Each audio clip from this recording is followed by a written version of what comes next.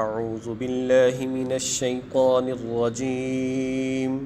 بسم اللہ الرحمن الرحیم يا أيها الذين آمنوا ليستأذنكم الذين ملكت أيمانكم والذين لم يبلغوا الحلم منكم 3 مرات من قبل صلاة الفجر وحين تضعون ثيابكم من الظهيرة ومن بعد صلاة العشاء 3 عورات لكم صدق الله العظيم۔ یا ایہا الذین آمنوا، اے ایمان والو، لیستأذنکم الذین ملکت ایمانکم، اجازت لینی چاہیے ان لوگوں کو جو تمہارے غلام اور لونڈیاں ہیں، والذین لم یبلغوا الحلم منکم، اور ان بچوں کو بھی جو ابھی تمہیں بلوغت کی عمر کو نہیں پہنچے، 3 مرات، 3 اوقات میں،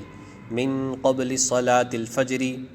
نماز فجر سے پہلے، وحین تضعون ثیابکم من الظہیرۃ، اور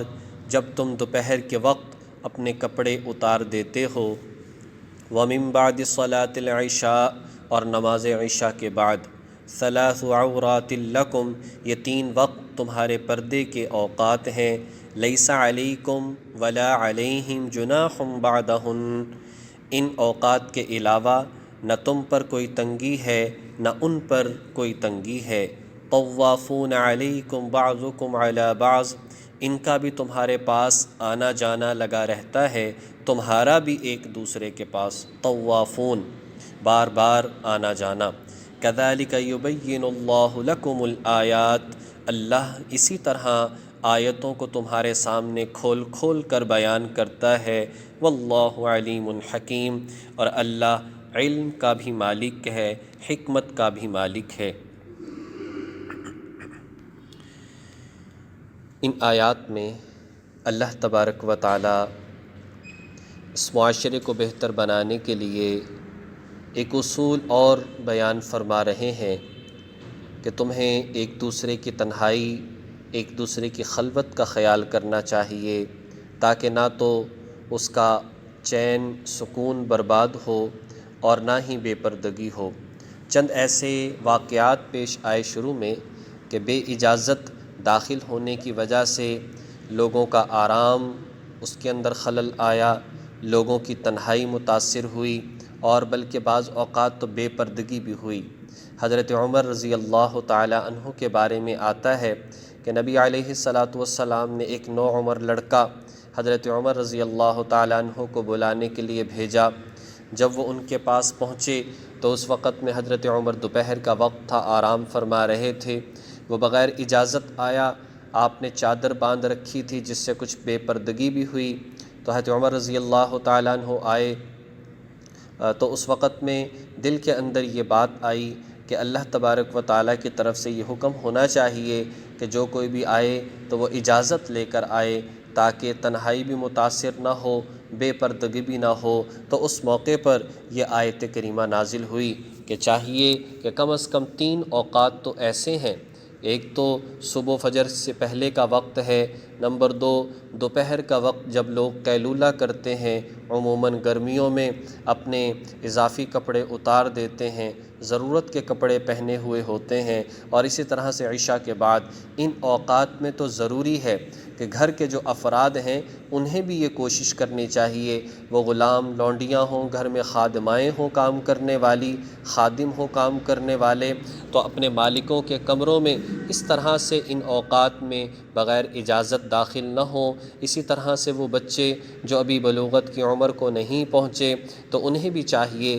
کہ وہ بھی ان اوقات میں اپنے والدین یا گھر کے بڑے افراد جو کہ شادی شدہ ہیں یا ویسے ہی عورتوں کے کمرے ہیں تو ان میں بغیر اجازت کے داخل نہ ہوں۔ ظاہر ہے کہ ان میں امن، اب ان میں تنہائی بھی متاثر ہوگی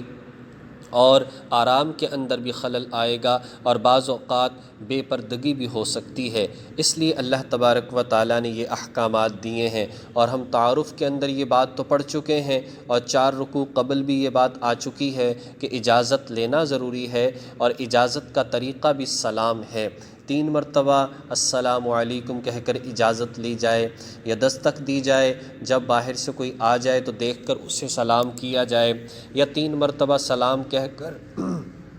یا اسی طرح سے دروازے پر دستک دے کر اجازت لینی چاہیے، مل جائے تو ٹھیک ورنہ واپس ہو جانا چاہیے۔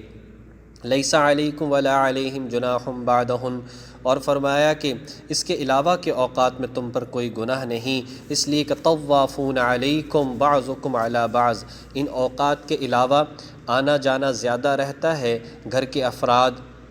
وہ بھی بار بار ایک دوسرے کے پاس آتے جاتے رہتے ہیں، لہذا پھر کوئی ایسی بات نہیں ہے۔ باقی دیکھ لیا جائے کہ کوئی کمرے ایسے ہیں کہ جہاں پر اجازت کے ساتھ ہی جانا چاہیے تو اس چیز کا اہتمام کرنا چاہیے۔ حضرت ابن عباس رضی اللہ تعالی عنہ فرمایا کرتے تھے کہ یہ 3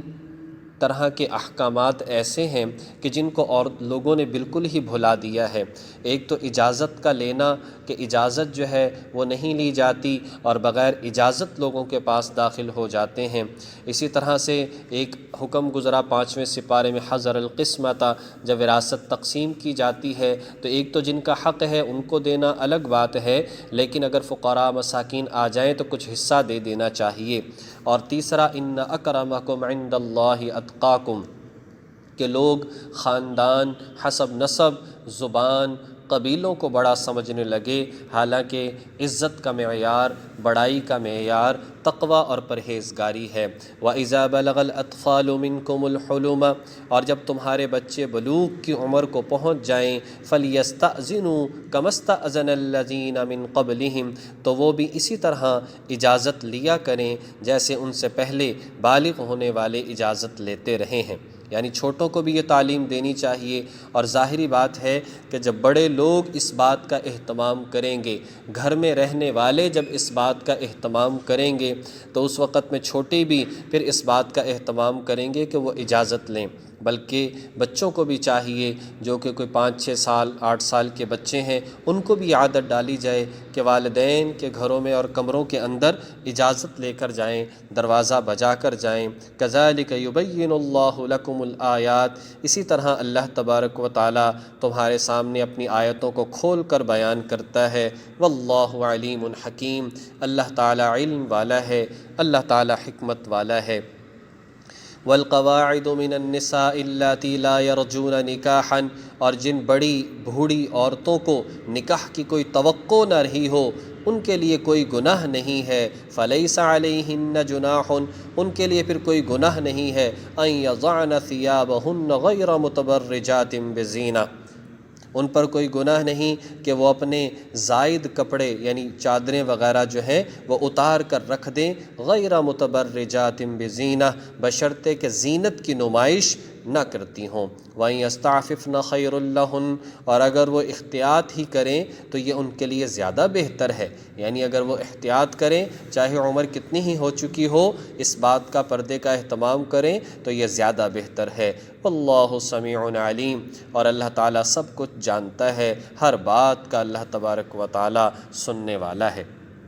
اللہ تعالیٰ نے یہاں پر یہ بات ارشاد فرما دی کہ وہ بڑی عمر کی عورتیں کہ جن کی طرف کوئی نکاح کی رغبت نہیں ہوتی، جن کی طرف کوئی شہوت کی رغبت نہیں ہوتی، ان کو یہ سہولت دی جا رہی ہے کہ وہ عام طور پر اگر اپنے بھاری کپڑے، بڑی چادریں اتار کر رکھنا چاہتی ہیں اور غیر محرموں کا آنا جانا ہے تو کوئی حرج والی بات نہیں ہے، لیکن ہاں اگر اہتمام کریں تو بہت اچھی بات ہے۔ لیکن بہرحال انہیں تھوڑی بہت اجازت دی کہ جن کی طرف بالکل نکاح مائل نہیں ہوتا اور نہ وہ بن سور کر سامنے آتی ہیں، نہ سنگھار کرتی ہیں، تو اس میں کوئی حرج والی بات نہیں۔ تو بہرحال ان آیات کے اندر اللہ تبارک و تعالیٰ نے جو احکامات دیے ہیں وہ یہی ہے کہ انسان کو چاہیے کہ ان پر عمل کرے، اس سے معاشرہ پر امن بھی رہے گا، ادب احترام بھی رہے گا، ایک دوسرے کی جو ہے وہ پردہ دری بھی نہیں ہوگی، اور اللہ تبارک و تعالیٰ اس کے ذریعے سے ایک معاشرے کو بہترین بنا دے گا۔